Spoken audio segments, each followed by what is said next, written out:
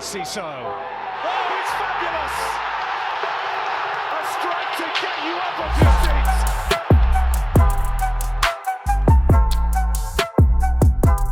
Hello and welcome to Seagulls Social. This is the Southampton away match reaction, and I'm joined by none other than Jack Albion. Woo!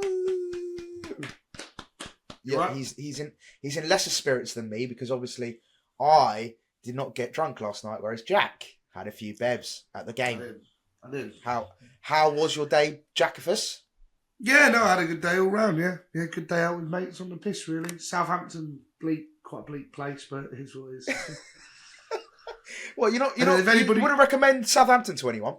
Well, Go if you for a follow day my out. if you follow my Instagram story, you can see that we spotted something on the way home from the ground, lying in the street, which made it look particularly appealing. I didn't get to see your story, Jack. I know. No, it was. I know like you're a giant- trying to plug your Instagram story here, Yeah. but if you could tell us what that was. It was a giant dead rat. Oh. Giant dead rat on the Like, how street, big are we talking? Like kitten size. Jesus. Yeah. So So they're mutating in Southampton, are they? Yeah, exactly. It was actually, what's the rat called out of Teenage Ninja Turtles? Or it's called. Oh, Anyway, we digress. Yeah. Let's talk about a fantastic result on the South Coast. What a great win, Jack. 4-0. Absolutely thumped them. A lot of fans, including myself and Ben in the preview, went into it obviously cautious, which I think was rightly so. You know, we can't just write off Southampton. We always said that you can't just go into that game thinking it's won because that's when things go wrong. So, thankfully, you know, let's be real about it. It could have been 6-7. Like, we had so many chances. Belabor, Minter, spurned a couple of chances each. They could have had two each. So it could have easily been a 7-8-0. You know, we could have done what Forest did to us. So yeah, talk to me, Jack. Like just overall in terms of the performance, then of course we'll get into the nitty gritty of it. Yeah, I mean, yeah, you're bang on. Like this could have been 6 or 7, and it was quite telling that I thought Ramsdale was man of the match for a team that lost 4-0. Says quite a lot, really, doesn't it? And 100%. Yeah, I thought we had chance upon chance. Should have put some away. You know, like players like Minter had some really good chances, and they managed to spurn them. And then, you know, we just thought it was a really good, well-rounded performance. Minter seemed to be getting a little bit of stick, I think, for his finishing. And I don't know, I just think Minter's that kind of player who's going to have days like that. He's very raw, very talented, but Yeah, yeah, I think that's been the story of his season, as in what we've been saying about his end product, and you know his general play is amazing. You know his defensive attributes, his attacking attributes. Like he's such a well-rounded player in that respect. But of course, there's assets to his game that he needs to improve on, and I think finishing is probably his one. And for me, and I was going to bring this up a bit later on in the pod, but I mean now that we're talking about Minter, let's talk about it. His right foot, it seems to be one that he doesn't want to use. Which is quite interesting. You noticed it with the Rutter assist. He done it outside of his boot with his left, where he could easily use his right to do it. And then in the first half, he had a chance where he was 1-on-1 with Ramsdale, and I think he ended up using his left foot where he could have used his right potentially. And yeah, it was just like little subtle things that I picked up with him, and not wanting to use his right foot, which is quite interesting. I know he's very predominantly left-footed, but yeah, I think maybe that's something he needs to work on, right? Yeah, definitely. But you have players like that, don't you? You just can't put it onto the other side. I mean. Yeah, exactly. So, I think it's not too much of a worry, and I think it was a good all-round performance from him. Just needed to be capped with a goal, really. No, definitely. You know, he got an assist, and he seemed to be the heart of everything good we were doing. So, yeah. No, definitely. No. Of course, look, we're not here to be negative at all. Just room for improvement. But no, it was a really, really well drilled team. I thought on Saturday it was a fantastic performance all round. I think the way Herzl set, obviously a few changes. So let's talk about that. So we had Welbeck and Veltman help from the start, which surprised me because there was no talk about it at all leading up to the game. We thought it was going to be an unchanged 11. I would have wanted to see an unchanged 11 considering how well we played against Chelsea in both the FA Cup and the league. So it was interesting to see Welbeck and Veltman obviously injured, sadly. Hopefully they're not long term because Veltman's been fantastic. Welbeck has been great when he's played. So fingers crossed they're not long term injuries. But yeah, a couple of changes. Ayari came in, Jack, and João Pedro spearheaded the attack. Yeah. Yeah, talk to me about those changes. Do you feel like, obviously they worked. That goes without saying. But yeah, that goes without saying. But Yeah, were you happy with Ayari coming in and obviously João Pedro spearheading the attack?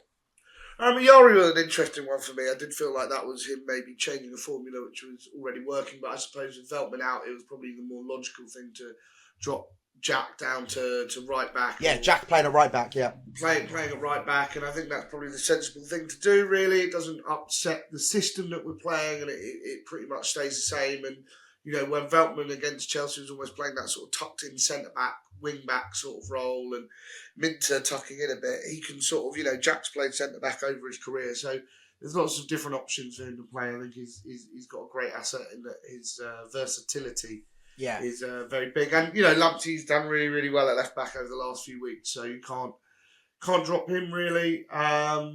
Ayari I thought did really well. He did Jack's role really well, but I think quality of opposition, they weren't great. Southampton, they were pretty dire. Probably one of the worst Premier League teams I think I've ever seen. I mean, that goes without saying, right? They got 9 points on the board. I think Derby's record, we spoke about it in the preview, 11 points. They need one more win or another 3 draws. Yeah. 3 draws to get 12 points. They need to beat Derby's record, but it's looking bleak, right? Let's quickly talk about Southampton because, you're right, Jack. They didn't offer much, did they? I think Sulemana maybe the only sort of half. Yeah, he looked good. I think that's being kind, but they just didn't click today. Southampton just were really, really poor, weren't they? I think it astonished me how easy it was to get through the middle. Like going back to, like you're saying, Pedro came in, made the Welbeck change. His first goal was just a goal through the middle and chip over the keeper. Fantastic finish. A fantastic finish. Really, really good finish. Really nice. It was a bit weird being in a completely different position for the away end that I wasn't. Yeah, I noticed that. I don't mind in the away end. It doesn't really bother me. I did like when we used to have a whole end behind the goal, but it is what it is. We're not on the TV cameras anymore, so I think what we're trying to do at the Amex is going to be similar. And I think it was just the way it was just so easy to cut through the middle. 2 of our goals came directly from that, and we could have had 2 or 3 more from Minter just going straight through the middle, and Belieber. And I don't know, they just seemed to, it just seemed so like powder puff, and they didn't have, there was no control in that midfield at all. Like Will Smallbone just really couldn't get a grasp of anyone in there, and and all credit to them, but it had the same vibe to Norwich game, that game. Like, it almost felt easier than the Norwich game. Like, the Norwich game felt more of a difficult task.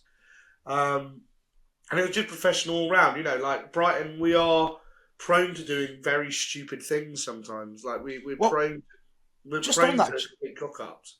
Just on that, Jack, I was looking at this, actually, after we played Chelsea. And I looked at I think it was another game actually, and there was a big mistake, and they said about errors leading to goals, and we're actually 3rd in that table, which is I don't want to pinpoint certain players, but obviously I think Verbruggen's contributed to 4 of those on his own, which is obviously quite a high number. Mm-hmm. But I think altogether, I think it's 7, I believe, if my stats are correct. I think 7 errors as a team we've led to goals, and I think that's 3rd in the league table. And I think Southampton are top, I believe, of that table, errors leading to goals. So that's quite an interesting statistic, isn't it? The fact that we've contributed so much to our own downfall, right? It's not like the teams have been like so good that they've absolutely dismantled us. It's like we've also been the problem, the root of the problem, so to speak. So I thought that was a really interesting stat, the fact that we've contributed so many errors to goals. Yeah, definitely. And we didn't do anything stupid, which was good. Yeah, that's always a good start, isn't it? That's always what you need, especially away from home. But you talked about the first goal. Really, really well made goal. I think Ritter was involved again. I thought Ritter was brilliant all afternoon. He was, again, you talk about the heartbeat of the team and, the players going forward. I thought Minter, Ritter, João Pedro, all that attacking quartet. Matoma, of course, got his goal. Like, they all contributed to that win. And I thought it was fantastic attacking display and also defensively solid, like you said. I know Southampton didn't offer much, but we had to be defensively solid, which I think we were as well. So going forward, that first goal, fantastic finish from João Pedro. That's what we want, right? We want João Pedro to be so cool in those situations. We've sometimes criticised him for dropping too deep at times, and not being that number 9. Do you still feel like he can do that number 9 role? I know maybe if Welbeck's out now for a bit, we need him to, because we don't have any other options. Ferguson out on loan. I'd rather see Welbeck play that number 9 role. But if Welbeck's not available, Jack. Yeah, if Welbeck's not available, why can't he play that? I think him and Jorginho do quite well at sort of swapping the role around as the game goes on, and they link up well together. I think it's interesting because, like, it's a hard game to judge because I really do think the quality of opposition was appalling. And it's hard to go like, oh, right, would you be happy for him to start against Bournemouth in the number 9 role? I mean, I don't see why not, but it does sort of, it's a bit of a glaring thing of Southampton was shit, but Bournemouth are a pretty decent outfit, aren't they? So, yeah, it'd be interesting to see sort of what happens there. I don't know. Yeah, no, I'm pretty happy with his performance. I just maybe want to see a bit more consistency if he does play that role more. That was like a real talisman performance. He got the assist, got the goal, really, really good. But I want to see that every single time he plays in that role, rather than just when we're playing bottom of the league. No, definitely, and I think that's something we definitely need to work on. I think it needs to be, if Welbeck's on this side, it's like, you need that number 9, and hopefully Jack can step up to the plate and be that guy. And it was interesting actually as well. They obviously got an injury early on in this first half. Obviously Bednarek going out for Bella Kotchap, which I was a bit like, I don't know. Obviously, Bella Kotchap hasn't played a game this season, which obviously helped. And I know it didn't help Southampton, but it certainly helped us. But I was a bit worried that the fact that I remember when Bella Kotchap was in his first Premier League season, I actually thought he was a half decent player. I quite liked him, and then obviously went out on loan when they got relegated, and now he's obviously come back. And but yeah, I mean, it's always nice for us when one of their starting centre backs does come out of the game, not wishing injury on him, but it's obviously it helps us in that aspect. And I think that helped a lot. Obviously, we went into the second half 1-0 up, which was great. And then the second half, it all seemed to just really capitulate for Southampton, and obviously we came into our own, didn't we? And it just clicked, didn't it? It just everything came together in perfect harmony, and it was a really good second half performance to sort of set the bar high, and that's what we've been needing to do for the last few weeks. We've been the bar maybe hasn't been set as high, and so it's. It's just a good way to see it out, isn't it? Yeah. Just quickly before we get into the second half, I just wanted to bring up, and this was a debate actually that got brought up in the game after Chelsea. So I just want to give you a couple of stats quickly. So overall in the game, we had an XG of 4 goals, which we scored. We had 51% possession. Southampton's 49%, which is pretty even. Also, goal attempts 18 to their 6, 12 shots on goal to their 1. And we had 10 big chances, which is insane. So we pretty much absolutely dominated them. And in the second half, we had 62% possession to their 38 and an expected XG of 2.68. Now, the reason why I want to talk about this, especially possession, is that there's this big debate about, do we want to be a possession-based team, which we have historically been in the last at least 2 to 3 seasons, or, which we've done against Chelsea, be that counter-attacking team where we don't have as much possession, but we still get the results. Now, this was an interesting debate, and one of our YouTube comments was about that, and they wanted us to talk about it. So, Jack, how would you prefer us to play? Would you want us to be this possession-based team, as we have historically been, or would you want us to go down this counter-attacking route, which seems to be getting us results recently? I know we dominated possession in the second half, but overall, it was a pretty split, even game, and we ended up scoring 4 goals. So, what's your take on it? For me, I just want to see us win games, and I know that's a very simple way of looking at it, but that's the truth. And I think we can sort of we can sort of play this way that we want to, and it's all good being idealistic. And I think a great example of how this has figured out and manifested itself is by looking at West Ham. David Moyes' football was arguably pretty it wasn't anything fancy, same at Everton, but he did all the basics right, and he won them their first European trophy in 50 years or however long it was. Whereas when you go to when they've moved over to Lopetegui or Graham Potter, yes, they got a very good result yesterday. But that, with the ideas of playing nice football, it hasn't really manifested itself into that sort of example. So for me, I think if that's Hursley's side, sort of fast counter-attacking football, then I'm all for it. I want to see him sort of make his mark with his squad. I think he wants big players. Football's changing a bit. I think there's maybe a little bit of changing of the guards with Guardiola's downfall. Football isn't quite as...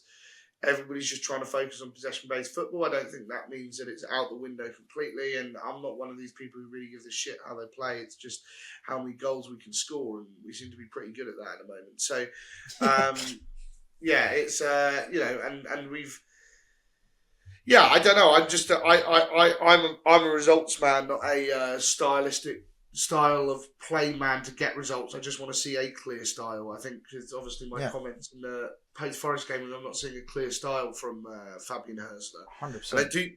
I do think I'd rather he just stuck to one style, but at the same time I'm not bothered what that style is. I just want to see a clear plan, and this sort of clear plan of break, attack, sorted. It seems to be yielding goal. It's bringing goals from a squad which I think is better suited to playing that kind of football. We've got a lot of very quick, fast, young players. So let's see how it goes, really. And I'm really enjoying it. Really enjoying it. I think it's good. I think it's good we sort of found our niche now. No, 100%. I think to echo your thoughts as well. Yeah, I'm similar to you. Obviously, it's great watching your team play good football, and I think over the years we've been so lucky that we've been able to see our team play this possession-based football, which does, to be fair, under Graham Potter and under De Zerbi, I think we had this style where we were possession-based and we did dominate possession, but we did get results on most of the time. Obviously, we had our tough times. Graham Potter's, 14-game winless streak. We had De Zerbi obviously falling off last season, sort of the back end of last season. There's been bad times along with the good times, but I agree with you. I think as long as we get results, it doesn't matter to me whether it's possession-based or whether it's counter-attacking football. I think that's the key. It's a results-based business, right? You look at Arsenal. I saw our AFTV. I watched a clip of them yesterday, and they were just like, we just want to win trophies. We don't, it doesn't matter how we play. We just want to get a trophy. And I think ultimately, as football fans, that's what you want, right? You want to win trophies. You want to win games. You want to finish as high as you can in the table. So yeah, of course, you want an identity and you want a style, and whatever that is for Hurstler, whether it's counter-attacking football, whether it's possession-based, whatever works and whatever gets us results, I think that's the key thing. So whether it is one game we dominate possession and we play that attractive football, possession-based, great. If not, we have to switch it up. I think adaptability is a key thing, right? You've got to adapt to who you're playing, and if a team you need to dominate possession against them, you dominate possession. If it's a team where you're going to lose that battle, whereas a Man City, a Liverpool, even an Arsenal, you're going to have to play that counter-attacking football. So I think whatever works, whatever team we play, whatever its style, it works. Obviously, yesterday Southampton, it was a dominant game. And I do think over the last few years we've had a problem of that we almost play into other teams' hands. When we're playing this really nice possession-based football, we're sort of giving them the option to sit back and defend. If we can be adaptable and sort of not play into their hands and be hard to predict, then that's really good. I mean, I think that's, Hurstler he's an interesting character. I still haven't quite worked him out as a manager. I'm fully behind him, but I'm still a bit lost on some things with him, but that's fine. That's part of the learning process. And if that makes him a really adaptable manager, that's really good. So yeah, lots of positives there. No, 100%. Let's move on to the second half then. Again, sort of carried on where we left off, I suppose, in the first half. Rutter's goal, we talked about it loosely, with Minter's assist. Again, outside of the boot, left foot rather than his right, but still, he done really, really well to get in that position. I think it was a great ball. Oh, no, sorry, I'm thinking about the Gomez through ball for Minter, but no, that was later on. Yeah, so Rutter, fantastic goal again. Rutter's really, really now contributing to a lot of the attacking play, and he's chipping in with goals, assists. It's a really good season, Jack, considering we spent a lot of money on him in the summer. Yeah, and I think it's fair to say that he got maybe a little bit of eyebrows raised, didn't we, over our purchase of Jorginho Rutter. I think he's a very good player. I think the price tag was definitely question marks over it. It wasn't massive question marks for me. I was pretty happy with it. I think he's a good player. I did wonder whether we need him, and it's been quite obvious that we have needed him. And yeah, I think it was sort of nice just to sort of, you get into 60 minutes, Ed scored a goal that was offside, so we're getting a little bit shaky. So just to sort of calm the nerves a bit, it's good to go get that second goal. That was the 1,000th Brighton goal I was in a stadium for, scored by Brighton. However, I was in the toilet, so I completely missed the 1,000th Brighton goal that I've been in the stadium for, because I've missed other ones, so it's not the 1,000th goal I've seen. That's the big one. That's I said to you off camera, wasn't it? You've seen 1,000 goals, but you missed the actual 1,000th goal that you're in the stadium for. So what an incredible feat that is, Jack. 1,000 goals, mate. That's a big feat. I know, it's a lot. It's in a 600 games, so it's only about 1 or 2 a game, like less than 2 a game. So it's not actually that many goal like that many goals really, if you think about it. But it's an interesting milestone to come across. I've seen 1,000 goals, and the goal difference is positive. Good. So that's good to know. We are in positive goal difference for Brighton goals seen over a 25-year period or something like that. It's really good. It's really good. No, love it. Great goal from return. Would you say he's the signing of the season for you so far, Jack? Oh yeah, massively. I think some of the signings, I think they've been a bit unlucky with injury or settling in, and I think he's been by far and away the best signing we've made this season. Definitely. Yeah, I agree. And also, I say this pretty much every podcast. He's my favourite Brighton player right now, just because of his antics off the pitch. I love it. I love Georgie Cam after every game. I love, even him and Belay were like such a likeable pairing. I love seeing all their post-match reactions and stuff like that. So it's always fun to see return. Yeah, I agree. I think he's been our signing of the season. I think he's going strength to strength, and hopefully we can see him play European football for us as well. So that would be amazing. And then going on to the third, obviously Gomez and Estepinian came off for Lamptey and Ayari, which I thought were decent changes, especially like trying to keep the squad fresh and fit, and hopefully avoiding more injuries, because it seems like we keep getting injuries pretty much every week, Jack. So it's nice to see a bit of rotation, having those options back off the bench as well. Estepinian coming back is great. I think that really helps Lamptey's workload as well. Weaver came on as well. Weaver came on as well. Gruder obviously got his assist for Hinchwood's goal. I believe it's his first Premier League assist, I believe. I believe so, yeah. That's really good. I think he's had a hard start. It'd be great for his confidence getting assisted. He could have got a goal. He got some nice positions. So, that was really good for him. So, really pleased to see that and get his first assist. It was great. It's an interesting corner in. It was like a sort of interesting phase that Hinchwood's basically managed to take a touch and then slam it home. Great finish. Yeah. But it is what it is. Yeah. No, 100%. And Matoma, of course, got on the score sheet. A good, João Pedro assist. So if you got him in your FPL, a nice assistant goal for João Pedro. Yeah. But Matoma could have got one in the first half as well. I thought he was unlucky. It sort of came off his shin a little bit. Just went past the post. So he could have finished with 2 goals. Like I said, there's multiple players that probably could have got 2 or 3 goals. And we've got to talk about that save as well from Ramsdale. Like, look, fair play to Ramsdale. However, you've got to argue, right? Minter should be scoring there. Like, if he takes it first time, if he hits it with his right, you're probably thinking that's a guaranteed goal. But he absolutely sat them down, which was amazing. I can't remember who the defender was that he sat down, but Ramsdale and one of the defenders got absolutely sat down. But fair play to Ramsdale. You got to give him credit. Like you said, arguably man of the match. Well, for them anyway. He got up and made a fantastic save, and Minter was left ruining his chance. But it was just an indictment of how much, I suppose, we dominated that game and how many chances we had. Like I said earlier, we could have got 7 or 8, right?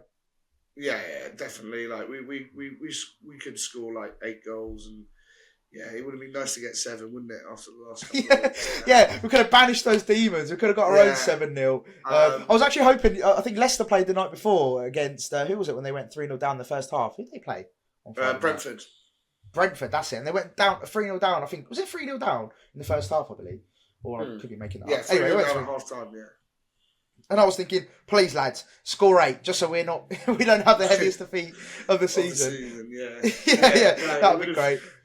But we could have done it ourselves. We could have been our own, script writers, and we could have done that. But no, look, just the goals we scored, the performance was so good, and I just want us to carry that on, especially with Bournemouth. You mentioned on Tuesday, such a big game because of course they're flying high. I think we're 3 points behind Bournemouth, so If we can beat them on Tuesday, that'd be huge. And go on. Yeah, no, I was going to say, like, keeps on getting big, and it's big, and then it's small. It's sort of like we're so back. Oh no, we're not back. It's sort of like this sort of endless. It's like this endless cycle, and yeah, it'd be great to sort of banish some demons and beat them. And they lost Wolves yesterday. They lost Hyson, was it? Or I think no, Zabayani. Zabayani, not Hyson, sorry. Yeah. So that was really good, and that'll be you've always got to play what's in front of you, but I think it's really beneficial to us. Like, he's a good player. No, 100%.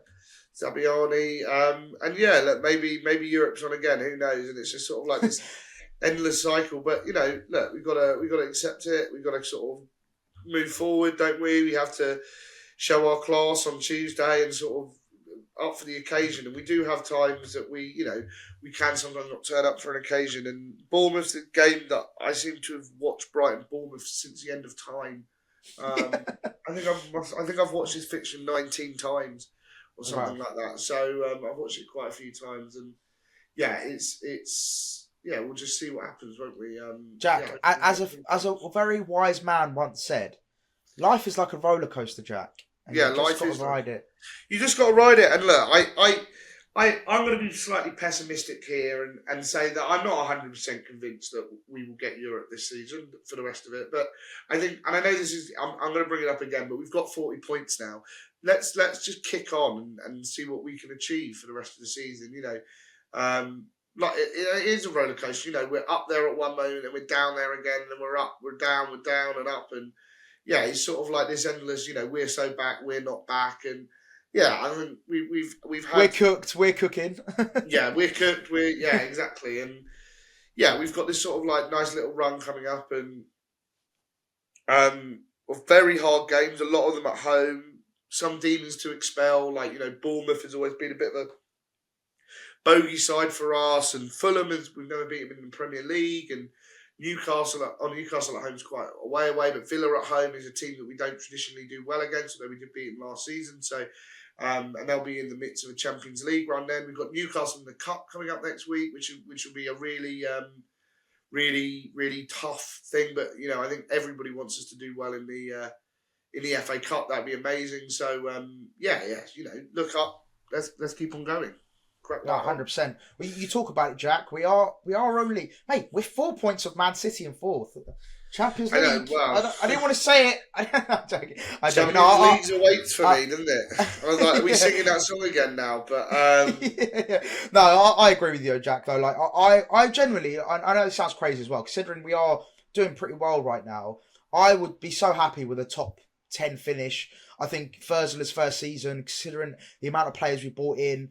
It'll be a great, fantastic result, and hopefully a foundation for him to kick on next season, and hopefully then go for Europe. Considering we have spent, we can't get away from it. We spent 200 million in the summer. You can't ignore that. And I think a lot of clubs will look at you and think, well, you spent 200 million. You've got to be at least fighting for Europe with that. So yeah, I think even top 10 finish this season, I think will be a great result. Yeah. And then kick on next season and see where we are at the end of the season. Hopefully keep our best players. I think Balaba's been linked with a move away, and I know the club have come out and said they're not willing to sell him this season. They're going to keep him for at least another season, which is great news for us. Hopefully they stick to that, and he doesn't do what the likes of Caicedo and a few other players have done in the past and force a move through. But I don't see him being like, I don't know, just from what I see on socials and stuff from him, he seems like a nice enough guy and sort of level-headed and down to earth that he does see his future here, at least for the foreseeable, and at least through to next season. So, and talking of Baleba, he had a few chances in this game as well, didn't he? He had, I remember the one with Smallbone. He was from goal, just absolutely weights him, and then had a shot on target, which Ramsdale made a great save. I think he had another chance as well. He could have got two, Baleba. So. Yeah, he's so important for us, isn't he, going forward? And it'll be interesting to see, Jack, just quickly, that midfield pairing. I know him and Hinchwood worked really, really well in both games against Chelsea. Obviously, Hinchwood then had to fill in at right back against Southampton, who he put in a great performance. How do you see that going out? Because obviously, if Veltman is out for a couple of games, Hinchwood will have to plug that gap. How would you want to see the future being Baleba and Hinchwood in midfield, or are you happy with Hayari, for example, stepping in? And yeah, how do you see that midfield two working? Yeah, no, I really like Iari in midfield. I'm a big fan of Iari. I think he's been a surprise package of the season. I do like that dynamic where it's sort of, you've got the Jack Hinchelwood role where it's a little bit less stronger midfielder with the sort of sort of be like a deep line playmaker, whereas you've got Baliba who's in box to box and just kicking everyone basically. And we've got loads of options as well to fall behind if we need to take either of them off. So especially with them coming back now. So yeah, no, I'm really pleased with this sort of midfield thing that he's got going on. He's finally figured out his midfield. I mean, it's a bit annoying that it's taken 6 months for him to do, but I think it's good that he has finally come round to it. I think there was definitely he didn't really understand what he could do with his midfield, and there are lots of changes, and then we have that absolute shit show at Nottingham Forest. And we've got Gomez coming in, who a player that I'll stand up and admit it. When he first sort of signed, I was like, I'm not really sure about signing players from the MLS. I'm not really sure how good he'll be, and if he's come in the first 3 games straight from the MLS and playing this well, then I think he's got a fantastic Brighton career ahead of him, really. And sort of he's sort of played 2 or 3 games now where he's come on and he's looked the real deal in all of them. He doesn't seem to be struggling with the physicality or anything like that. So no, it was really good, really promising performance. Yeah. I think you talk about those midfield options. It's great, isn't it? You even talk about the Weaver coming back. We've got O'Reilly. We've got Weaver, O'Reilly, Gomez, Ayari, Hinchelwood, Baleba. That centre midfield position, since we lost McAllister and Caicedo, was a big problem area for us. Obviously, Gilmore going in the summer as well. We lost some good players in that heart of the midfield. But it feels like now those players are now sort of coming to their own, aren't they? And they're all starting to adapt. Hopefully, Weaver starts hitting his stride, and he can be a great option for us. And hopefully, even if he starts hitting his stride, why can't he start for us as well? So, yeah, those options in midfield are great. And I think going forward, it's really good. And then the final thing, Jack, before we sort of wrap up, I wanted to ask, and again, I've seen this question floating about. Do you feel like that 7-0 loss at Forest was actually really weirdly needed? Do you feel like that's sort of giving us a kick up the arse that we might have needed? And maybe that was like this big catalyst, this big moment in our season where it was all doom and gloom. The reaction post-match was obviously rightly so. A lot of people went into meltdown. Yeah. A lot of questions were asked. A lot of tweets were made. A lot of things were said. But do you feel like it was needed in a weird way, that 7-0 loss? I think it's been a catalyst. I don't know whether it was needed. I don't think a 7-0 loss is ever needed. But true. But in a weird way though, maybe it was something like a kick up the arse that we need, like that realisation of things can't carry. Because I feel like up until that Forest game, things were sort of going weird. It was like we'd have good games. We had some big results. Man City, Man United. We had some big wins. Tottenham, some big wins, but then also some weird losses we had. And it was like this weird sort of, I don't know, this, like you said, we didn't have an identity. It didn't seem like we had, I can't explain it. I can't put it into words, but No. Something seemed a bit off. And then I think as soon as Nottingham Forest happened, it seemed after, obviously I know it's only been 3 games since then, but it seems like something's clicked now from those Chelsea games and the Southampton game. It seems like something's clicked, and maybe, was it a catalyst for that? Oh yeah, massively. I think there was this sort of, and I think everybody was rightly angry, and I had my own doubts over Hertzler, and I think probably everybody did, and I think he did a bit of soul searching, and that week it definitely seemed like something changed. The whole mentality of the squad, the body language. Ever since then, it's massively improved, and I just think of the win up at Man United, and he wasn't quite. It didn't quite feel, as much as we'd won, it didn't quite feel like the whole togetherness of it all. And yesterday sort of, it was really good that they did drag Hertzler over to give it a fist pump because, I don't know whether it's a German thing or sort of a modesty, humble thing. I mean, I watched a fair bit of Leverkusen and Leverkusen when I watched them, Alonso would just stand behind and not get involved in any celebration. So I don't know whether it's sort of like a humble German man thing, but he didn't really get involved with the celebration. So it's really good to see Jorginho, and I can't remember who the other player who dragged him over was. But yeah, that's a really positive thing to see. And it's that's hopefully he gets more of a feeling with the fans, and we can sort of we can crack on, and we can really make him a manager for the long term, because I think that's what we need. We need we've been so desperate to have a little bit of consistency on the management front and also on the playing side. playing squad side. And I just think, we've had this manager now for 6 or 7 months. De Zerbi, it was a constant looming fear that he was about to leave. And we only really had him for 1.5 seasons, only one big summer transfer window. So it'd be nice to sort of give him another chance to sort of make an even further mark on the squad. There's a lot of rebuilding to do. Even still, we've sort of had to rebuild the midfield, and I think we're going to have a look at rebuilding aspects of the defence in the summer. But let's see where it takes us. No, 100%. It's a really exciting journey, I think. I think with him at the helm, it could be a really special journey. And also as well, you talk about this sort of, the manager, being, whether it's humble, whether it's being him sort of just adapting to his surroundings, whatever it might be. I think that's simple as it is. Maybe he's just, he's warming his way in, sometimes managers don't just connect with the fans straight away, and it takes time. And I think, not to say he's not connected with the fans, but obviously there was a few question marks. People would sort of, question him along the way, and obviously him being so young, I think all factors that the fans were sort of maybe not fully behind him, and there's still some small pockets that were against him. Maybe he felt his back up a little bit, and he was like, do you know what? They're not fully bought into me, so why am I fully buying into them? So maybe it's a two-way street. You've got to show him love, and I think he'll show the love back. And maybe it's just over time you'll see that connection grow stronger and stronger. And to be fair to him, in a few post-match interviews, he's always spoke about like how much he loves the club and the fans and the city and all that kind of stuff. So I think it's going to be one of those continuing growths and connections, I think, with the club. And I fully back him. I think he's a really exciting manager, and I think he's shown us in the last, even this season, he's shown us along the way that he can get big results, he can get big wins, and he can do it in the right way. So for me, he's the man for the future. But Jack, it's been an absolute pleasure speaking with you, mate. You're off to see the Brighton women? No, I'm watching Brighton under 21s at 4. Oh, Brighton under 21, sorry. So we're playing against Aston Villa, so it'll be good to see. Very new look under 21s at the moment with all the sales in the January window. Yes. So it'll be interesting to see. I was just going to say, another player I just wanted to quickly shout out before we finish the podcast. Because I feel like he didn't really, he's got his just rewards recently. He's Adam Webster. Adam Webster again, fantastic, and I think he was very good against Chelsea. And I believe, he's a Portsmouth youth product, so it must have been quite a satisfying win for him. Sorry, I was just typing something to find out a fact about Adam Webster, which if anyone noticed I was typing.